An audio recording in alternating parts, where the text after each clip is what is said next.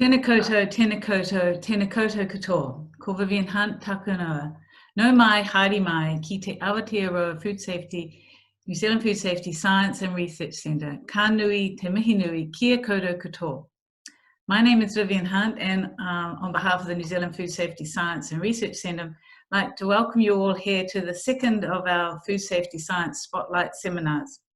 And today I'm delighted to welcome Paul Ryan, CEO of Trust Codes, who will give us a talk on protecting your food and beverage brand in global markets, traceability in action.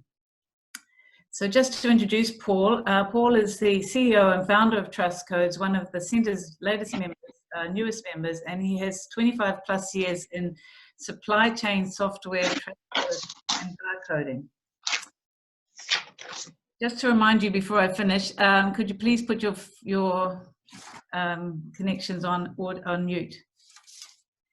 As an executive director in technology and manufacturing enterprises, together with global market development, Paul has specialized knowledge of food traceability software and solutions.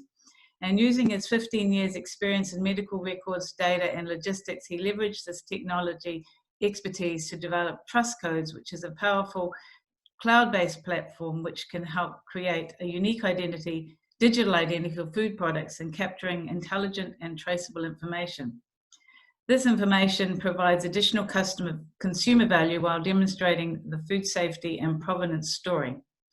So I'll now ask Paul to start his talk, but please make sure you're muted. And if you do have any questions during the session, please send them to me via chat. So select Vivian Hunt and send them to me via chat.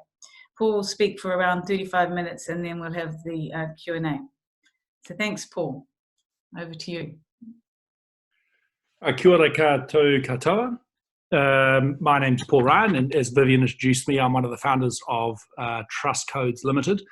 We've been working in the food, beverage, nutraceutical sector, mostly in Australia and New Zealand, originally around anti-counterfeit, and as that business has progressed over the years, we've ended up focusing on transparency, of which traceability is part. And in these unusual times, I was thinking about the traditional methods of talking about traceability. Most of us think about traceability in a regulatory sense, or in the sense of a one-up, one-down traceability for food recall. And those have been the traditional mechanisms. And most systems in food and beverage are built around the needs of the supply chain participants to deal with regulatory requirements around recall, for example, or market access requirements around traceability.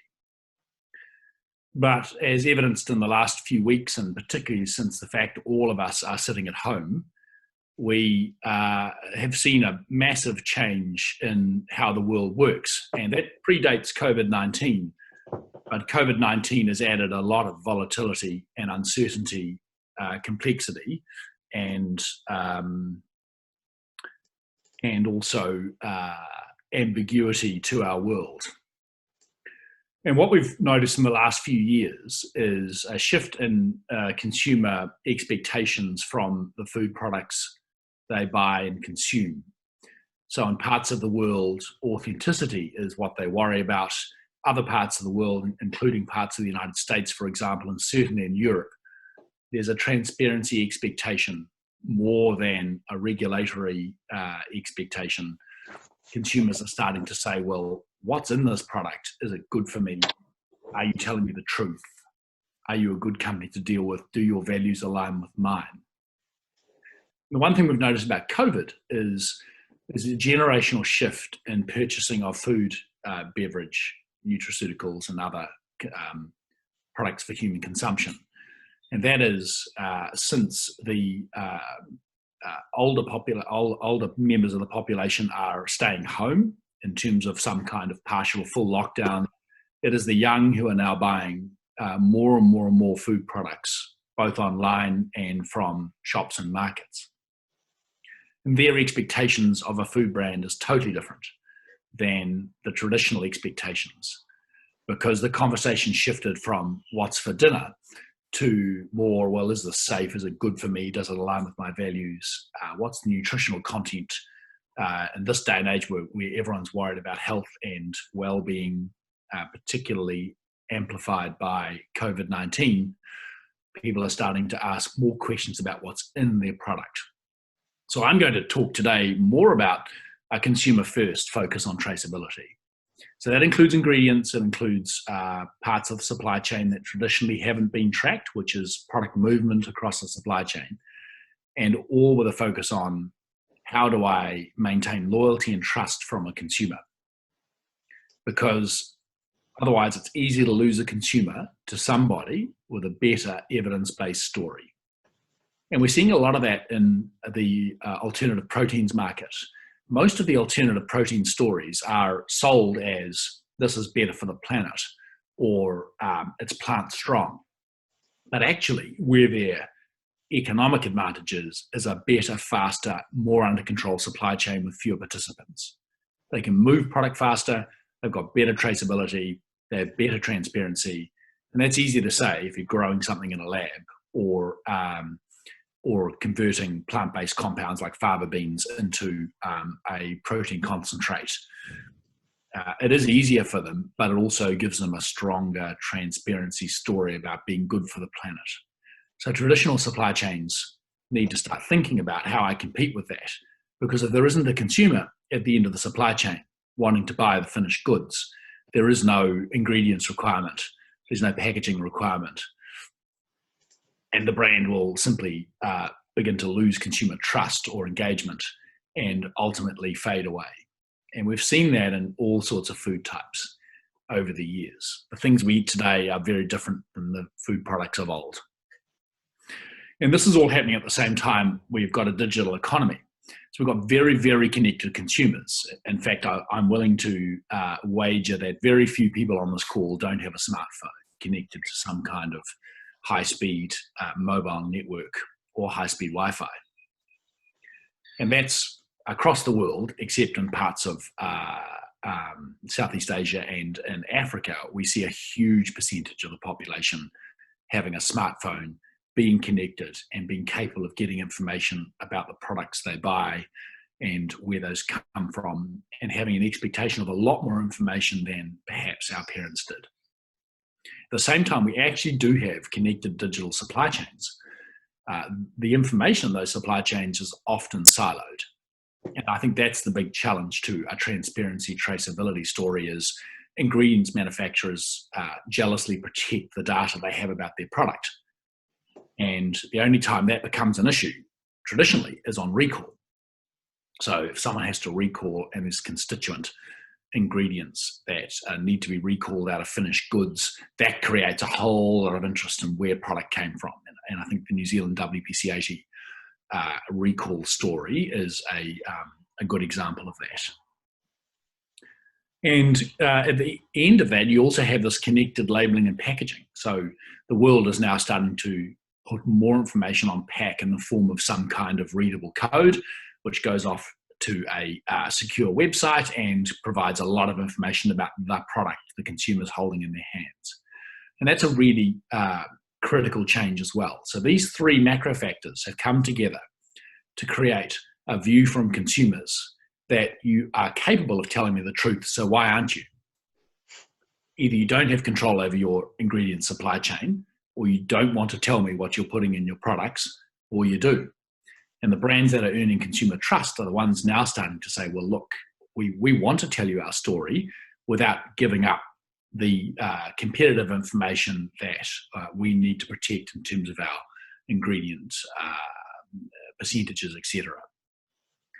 And so it's driving innovation actually in terms of the way products are made. We've seen that a lot in the infant milk formula industry. We deal with most of the infant milk formula early nutrition providers across the region, and in fact now across the globe, or many of them I should say, and we're finding that they are starting to product innovate in ways that they can differentiate, whereas it used to be a brand differentiation. People trusted a big brand, but they're now being displaced by small brands and alternative products like sheep milk or goat milk are starting to take on the traditional dairy products in that sector. So everyone's starting to innovate because their consumers are more alive and more connected to them. And consumers are starting to say, well, I want product from New Zealand raw material. I don't want product from another country's raw material. And you've seen that largely in the infant milk formula market with the suitcase trade, where people are buying on behalf of consumers in China mainly, and saying, well, I want Australian or New Zealand product, so I'll get someone to buy it in Australia and I'll feel safe. So brands have to respond to that. And this is so a quick picture I drew, basically saying this is the true complexity of a fresh supply chain of some kind of fresh product. There are multiple farmers and growers. There are multiple processing, sub-processing facilities.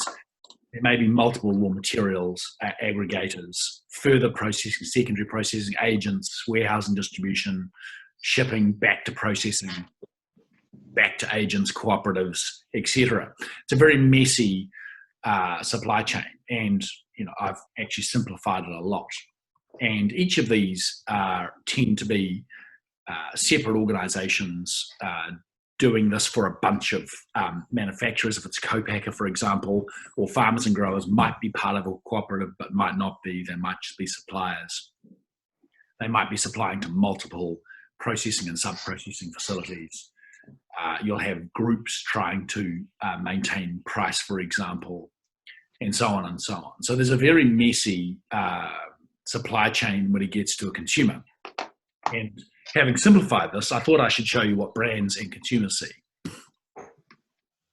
They don't see a lot. They've got a bunch of assumptions. So for example, if there's a big cooperative involved, they will know. But generally, there's all these disparity of information flowing through the supply chain, so that a marketplace or a retailer can't actually tell the truth about their product because they just don't know. The brand can't tell the truth about their product because many of these are problems. But that can be relatively simply solved with taking an approach of data carrier. If each and every product, ingredient, or constituent part of a consumer good across the supply chain is marked uniquely and in a traceable way, people don't have to hand over all of their details. They can use a data carrier to carry the information right through processing and create a picture in the cloud, which is exactly what we do for some of our brands, of where raw materials have come from, where they were processed, what's in the product. They're able to tell nutritional stories. Some of our nutraceuticals companies are able to virtually pinpoint in the ocean where they were catching their fish raw material for fish oil. And that gives the consumer confidence that this is sustainable, that it's safe, that it's been processed, in that case in Australia.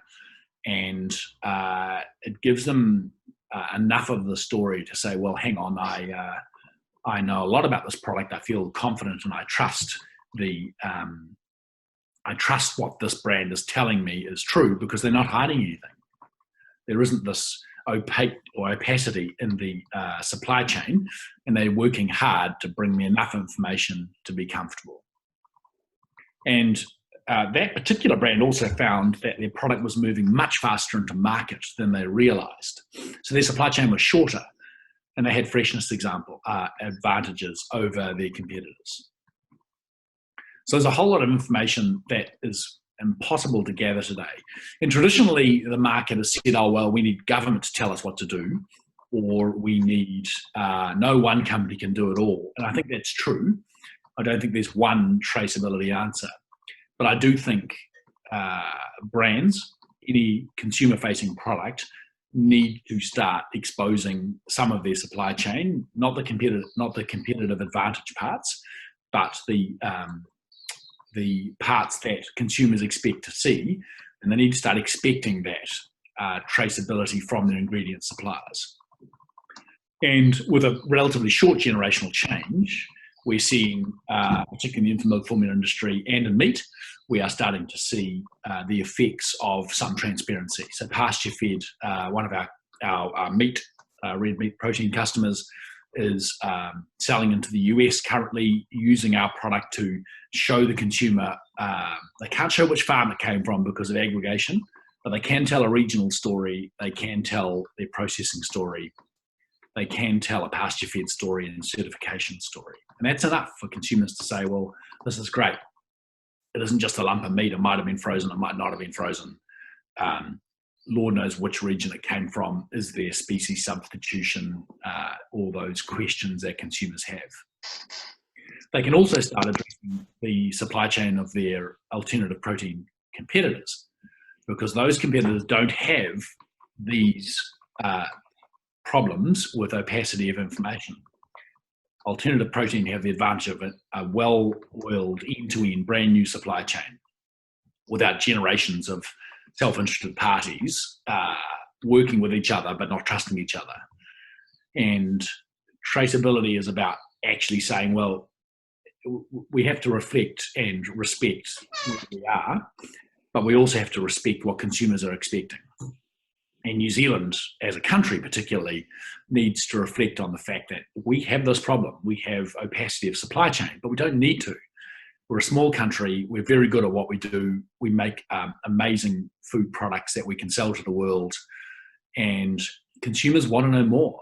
They're hungry for information about brand New Zealand. There is already trust in brand New Zealand.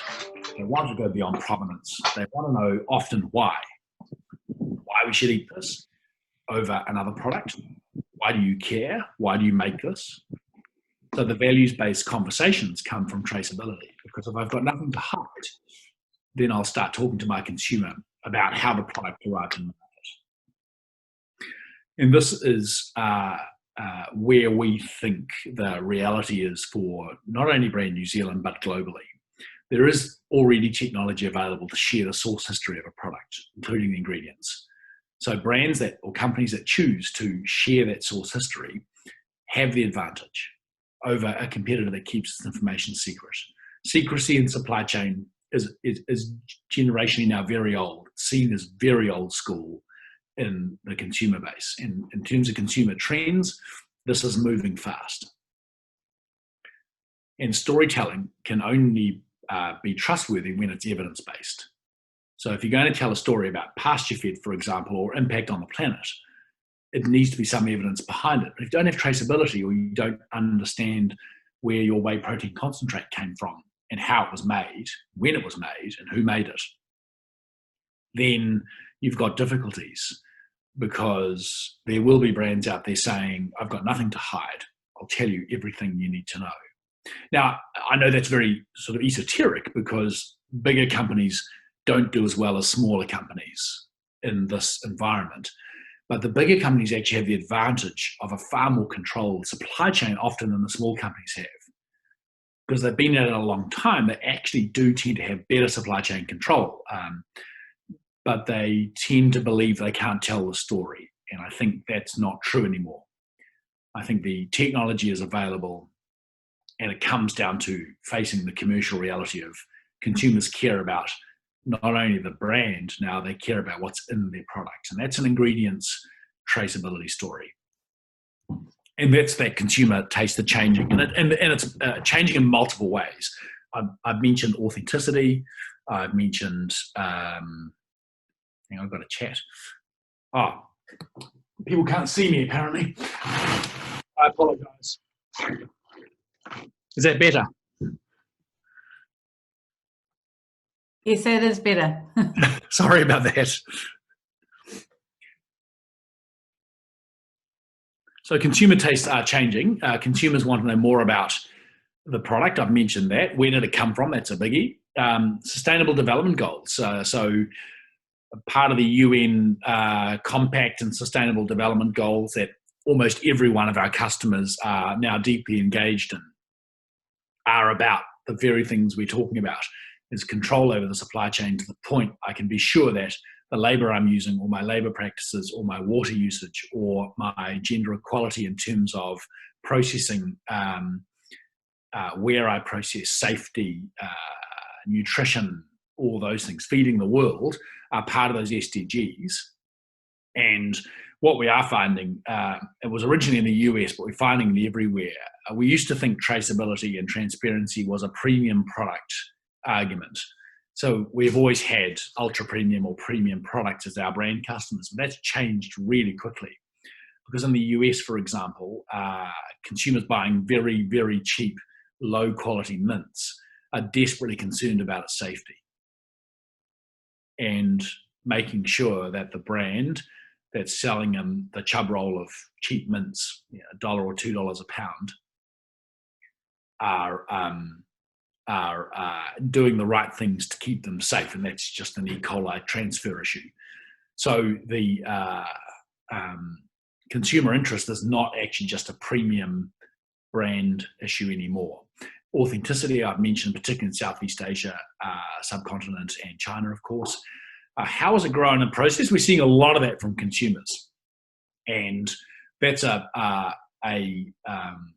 not just a brand story. It's also, for example, in orchards, good agricultural practice, and on farms, it's what's the farmer doing about sustainability, water quality? What's the farmer doing about animal health? All of those questions. Again, New Zealand actually has some leadership here, but we don't tell that story very well at an ingredient or a finished goods level. And I think the big thing is consumers don't want to go to a website and trawl through information. They want to know now so they can make their decision. And that is all informed by being able to carry data about each part of the product, and at time of processing or packaging, be able to bring that data together and say, right, here is the key elements of the story. Here are the things I can absolutely evidentially validate and say, we are able to promise you this is pasture fed or it's New Zealand raw materials. Able to confirm the compliance with SDGs if possible. I mean, I'm not suggesting for a minute to claim traceability if it doesn't exist, and where you can't trace, but it's got to start somewhere.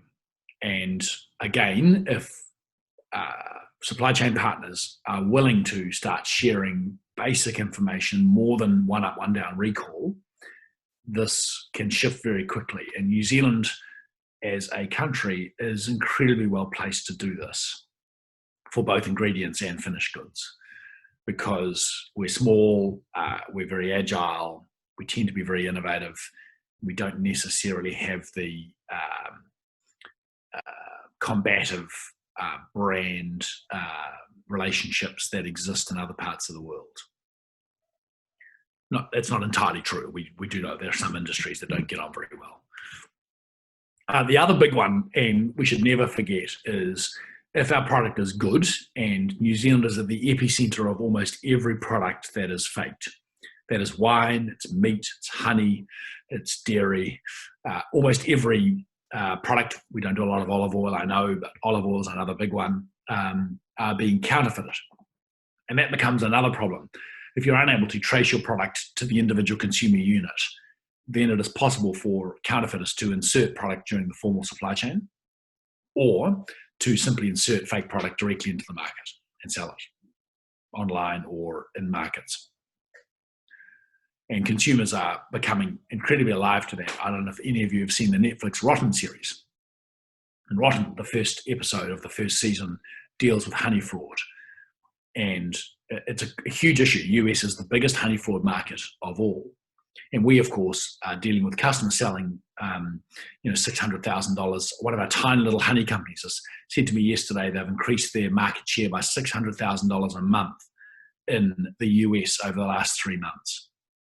So for them, they've had $1.8 million of revenue come in the door by being able to tell a authenticity and transparency and traceability story, leveraging the regulatory certificates they require, but also overlaying that with a whole lot of other traceability about where and how they process their product and package it. So if we're at the epicenter of all the products that are faked at a retail level anyway, we're also at the epicenter of problems for our ingredients, because our ingredients are going into these end products. And if the counterfeiters win the fight, then we lose the volume. So I think it's up to all of us to target the counterfeit issues using the ability to track product right through the supply chain. Same time, consumers are saying, This is from the just at the end of last year, the Edelman Trust Barometer. If you don't read it, I recommend doing it because it talks about trust in institutions, trust in government, and of course, trust in brand. And 81% of consumers now saying, I want to be able to trust the brand to do what's right. That's the finished goods. And that's across all demographics. That's not just millennials. Again, we used to think this was mainly a future consumer millennial issue. It isn't. It's across all demographics now. The surprising thing that came out last year was 70% linking their purchase to supply chain reputation, values, environmental impact, customer before profit. And so we're seeing this expectation that you'll show me your supply chain. And years ago, we got involved in looking at capsicums in Europe, and I won't say which country because it'll become obvious. The country that supplies many of the capsicums into Europe is not the country you think it is. It isn't sunny and it isn't warm, but they have a huge control over the capsicum market. And we were able to show that capsicums were going through multiple other countries to get to the consumer. And it was much like the Tesco supply chain problems with meat. The ability of the criminal gangs to put horse meat into Tesco lasagna raw material was because it went through so many different countries to get to its end processing point before it went back to the retailer in the UK.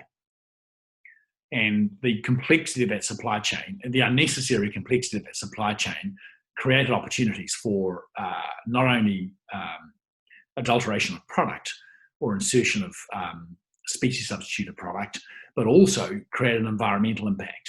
And so the capsicum producer I'm talking about simply had to abandon the project because they could not tell the truth about their supply chain. It was so horrific. And they've spent the last few years attempting to address those supply chain issues, unsuccessfully in their case.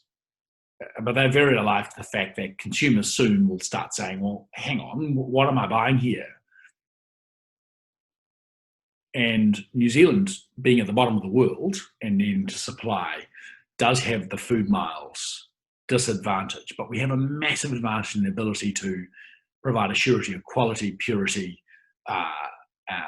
customer for profit, a strong managed supply chain, and often those food miles aren't a lot worse than these massively complex, obfuscated, opaque supply chains that exist deliberately. And I think that's where traceability becomes an advantage. Capturing ingredients, I've mentioned SDGs, so I won't bang on about that. I think we're seeing a lot more from consumers saying, what are the ingredients in here? Are they good for me? Where did you get them from? We, rightly or wrongly, we are seeing a lot of questions about probiotics supply chain. Most of the probiotics used in many products, including infant nutrition, are coming out of China. And consumers have become alive to that, and they're starting to ask questions of their early nutrition brand, saying, well, hang on, where do these constituent parts come from? And they're leaving brands. So you'll notice the brands like Bubs, A2, and Bellamy's are doing, well, not so much Bellamy's, but certainly the others are doing really well by saying we are not using anything other than Australian, New Zealand product with some whey protein concentrate, perhaps from Europe. And they've been quite open about where their ingredients are coming from because they see it as a competitive advantage. So the ability to receipt ingredients into a bill of materials, we all have it if we're in food. I've not met anybody with an SOP that doesn't include receipting ingredients and managing certifications and knowing where those ingredients came from, the batch numbers, all driven around recall. But actually that informs far more on traceability terms and brand success terms. So if you're proud of where you're getting your ingredients from, tell the story. You're already capturing the data. So start using that data to create a supply chain visualization that helps you, but also helps your consumer. And then that goes to nutritional attributes. So for example, consumers in parts of the world might have zinc deficiency. And if our products are strong in zinc, we should be selling that to those consumers. But consumers in other parts of the world might have vitamin D deficiency. I'm not enough of a nutritionalist, and I'd have to ask our head of strategy if there's vitamin D in foods or not. But the point being, you can start tailoring the story based on where our ingredients come from. And I think that question is, where do my ingredients come from and how do they get here, are the big questions for consumers. So it's no longer just, hey, trust us. Consumers saying, no, tell me more. And if we don't have a traceability story in New Zealand, we will get gazumped by other countries. We're doing a lot of work in Australia, for example, in red meat protein around traceability. And there's a huge interest at a national level in Australia, or federal level, in helping improve the traceability story. And funnily enough, their story is not as strong as ours.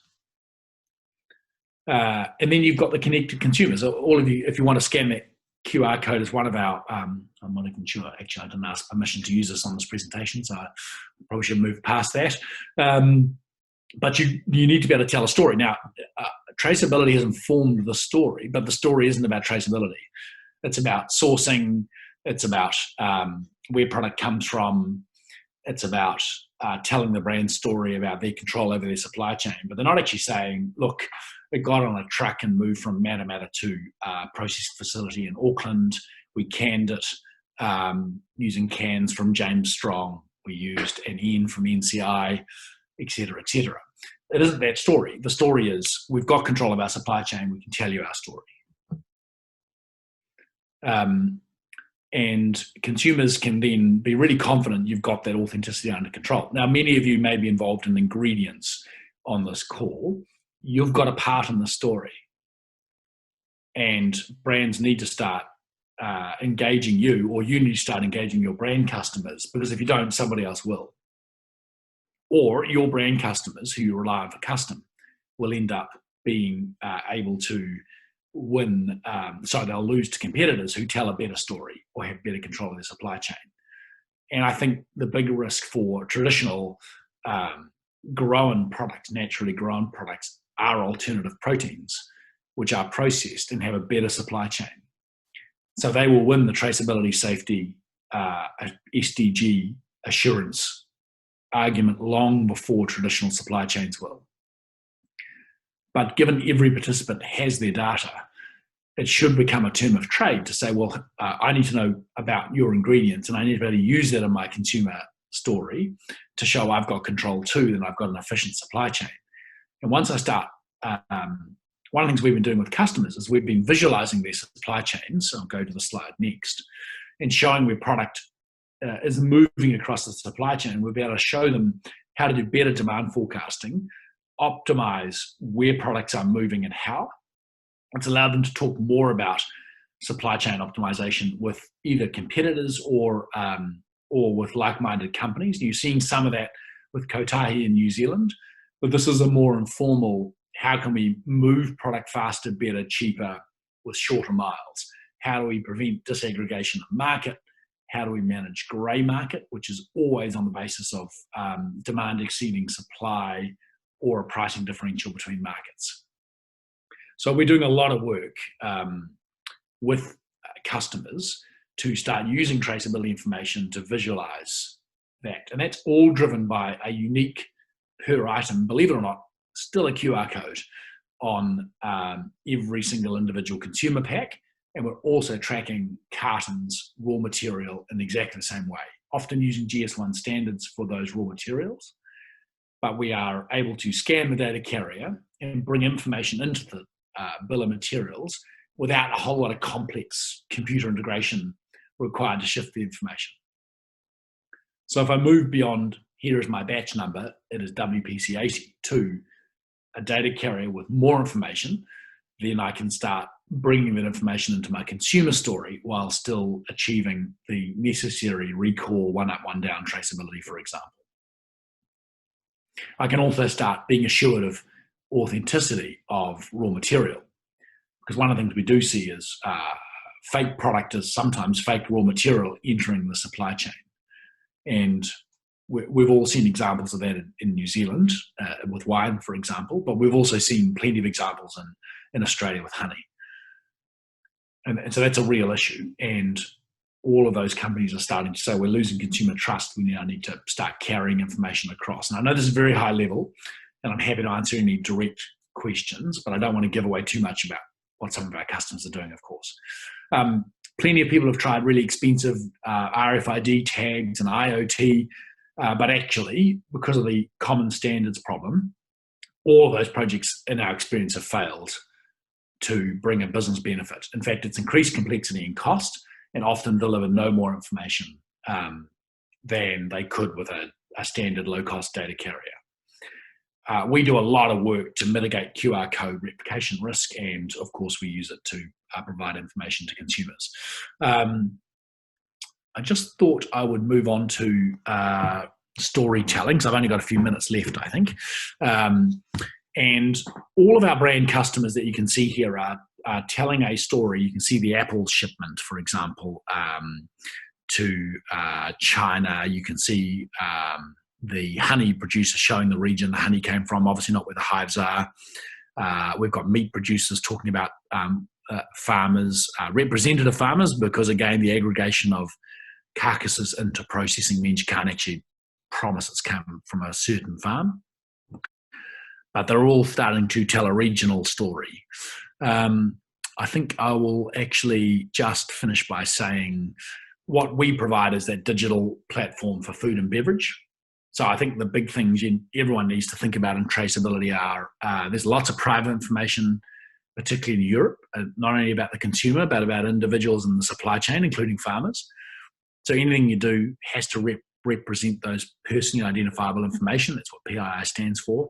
And the GDPR are the General Data Protection Regulations out of Europe. The fine's up to 20 million euro for non-compliance with GDPR. So a platform that preserves personal information.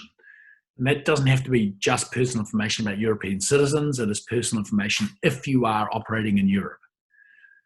So I think the platform needs to consider those. GS1 is your global standards body for barcoding. Now, you'll know that barcode today as the retail barcode if you've ever been frustrated at self-checkout. That's all driven by the retail barcode that looks like a picket fence. That's actually changing to a 2D code like our data carrier.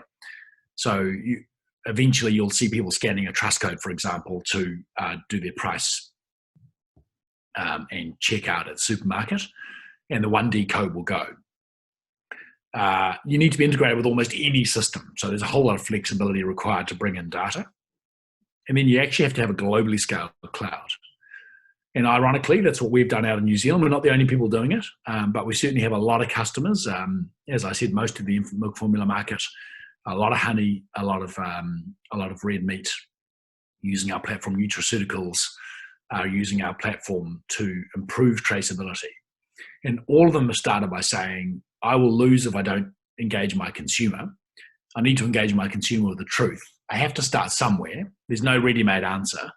So I'm going to start picking off the easy traceability problems that I have, and I'll simply climb up the complexity of each traceability problem and add it to my consumer and product record.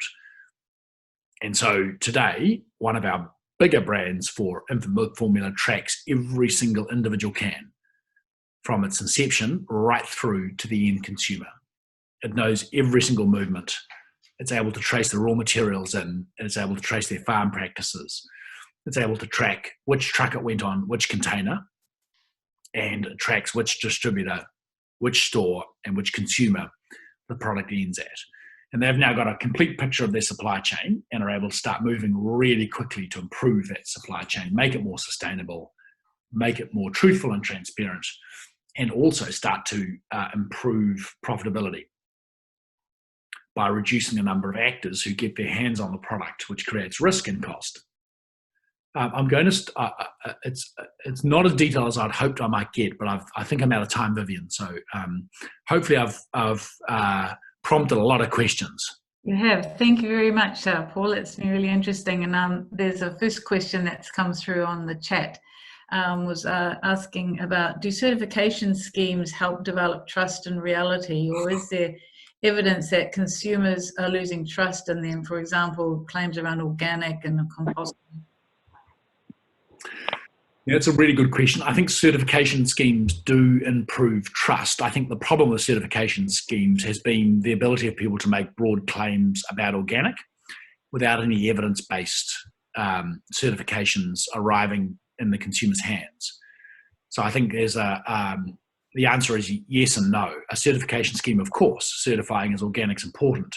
But if I can't present evidence to the consumer that this is actually part of that scheme, there are too many brands who have lied about organic status. Do you think that the MPI systems, the MPI has very good systems in place for honey, and they help New Zealanders and they tell a story, New Zealand companies? Look, absolutely. I mentioned that company before, telling truthful stories in the US and increasing their market share, and they have done it. They built a traceability story off their EDs, which are the MPI documents.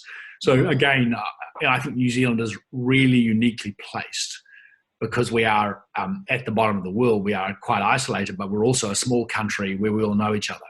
Exactly. One of the reasons we started the business and have continued to develop the business in New Zealand is there hasn't been a CEO I can't call and have a conversation about industry challenges and get access. If I was in Australia, maybe I'd get that. And if I was in the US, I'd have to be in Silicon Valley, otherwise no one would talk to me. Okay.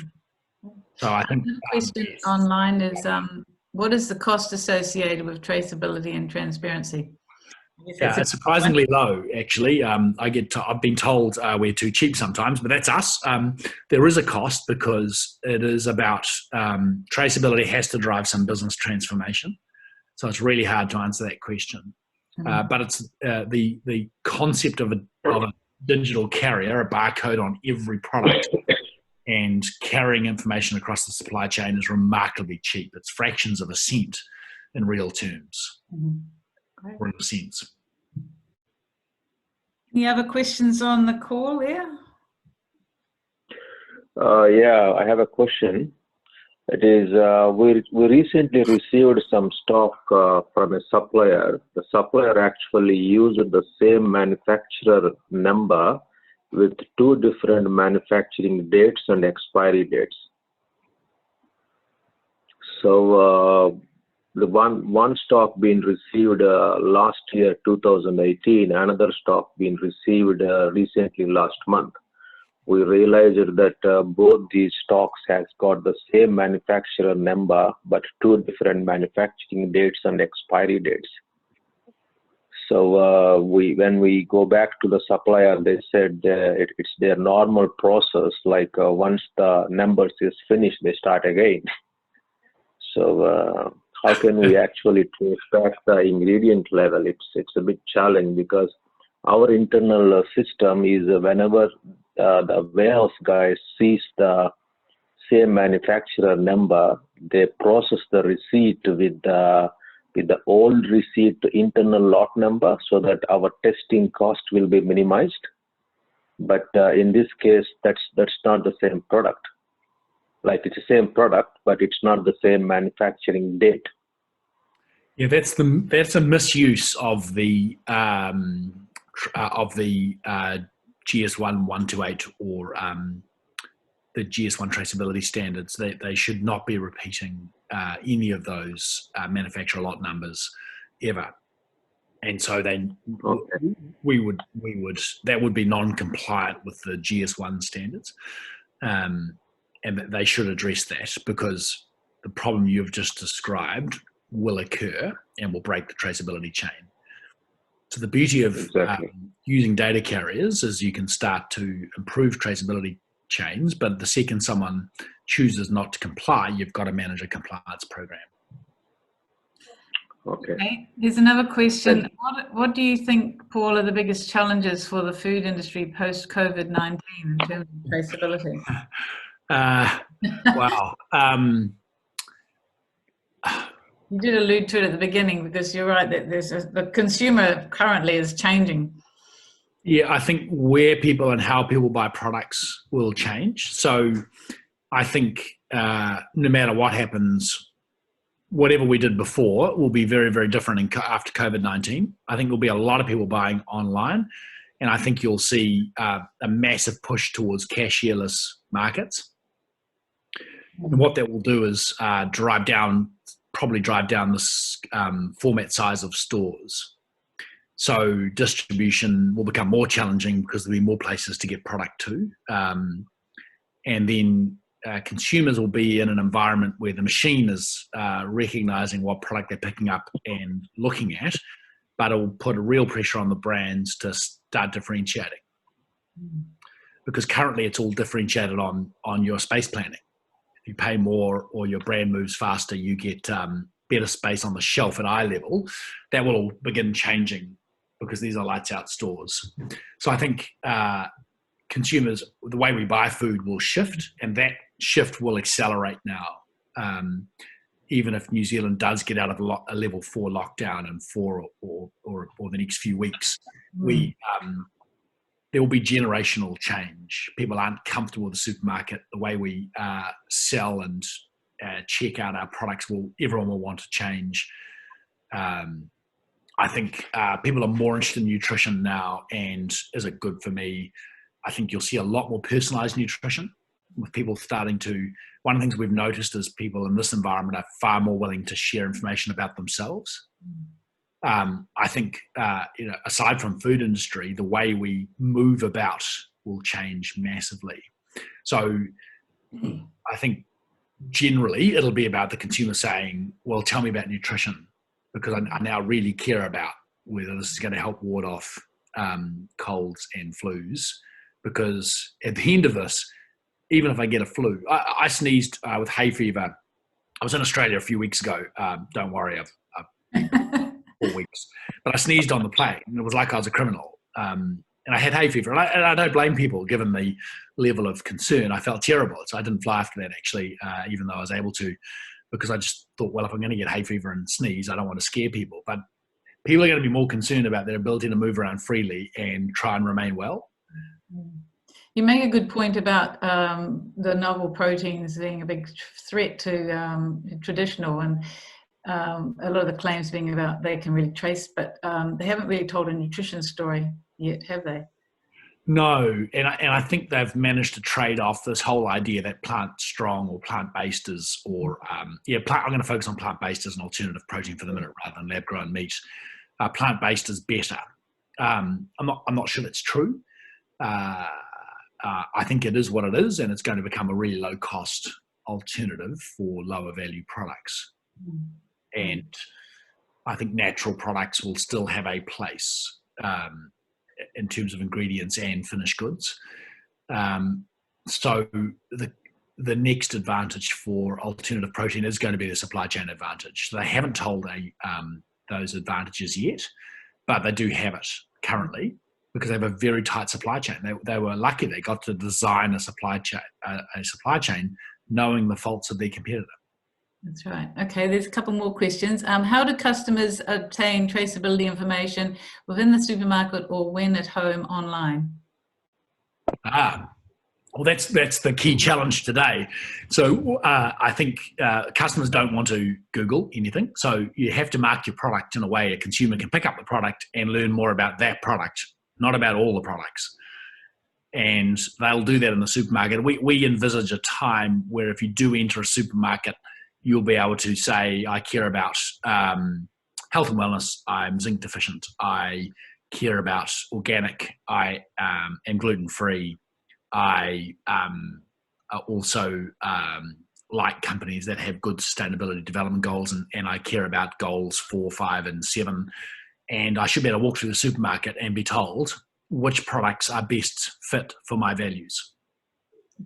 Because there won't be a cashier in their supermarket, so I want someone to tell me what to look for. So the only way to do that is to uniquely mark every product to make sure it does evidentially comply with those values.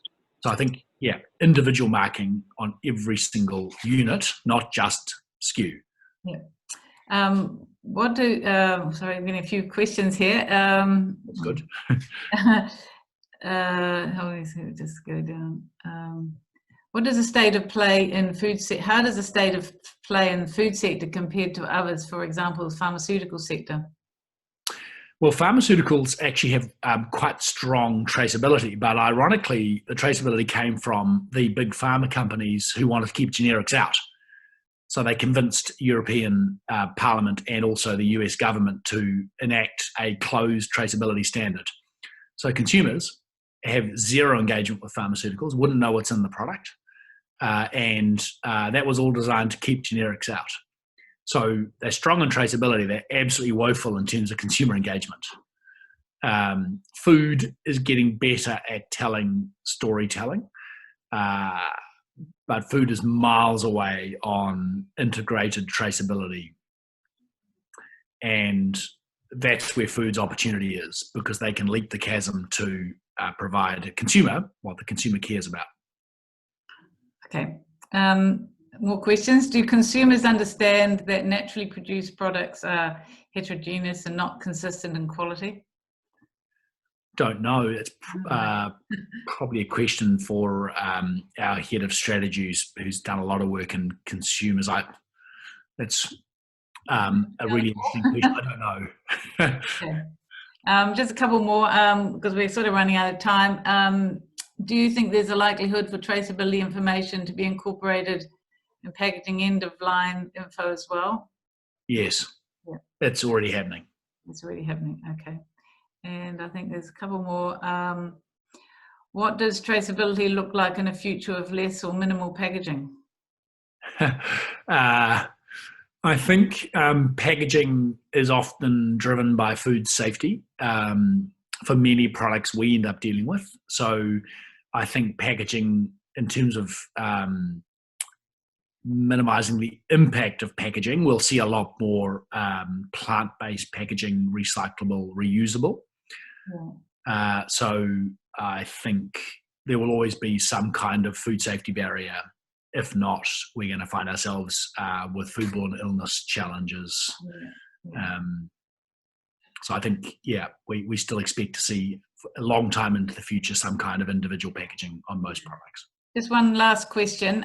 Given the relatively low costs, what are the key things limiting increased traceability? I think the market, because it's made up of disparate participants who have traditionally not got on very well and are all trying to protect their market advantage, there's been no incentive to talk or share information. Yeah. With a shift in consumers, I think if they don't, they won't have customers for long. Yeah. Okay, so thank you. I think we sort of need to close there and let everyone get on with their busy days in lockdown. And just to say thank you very much, Paul. That was a fantastic talk about some of your experiences, and I think it makes us all think about what we need to do.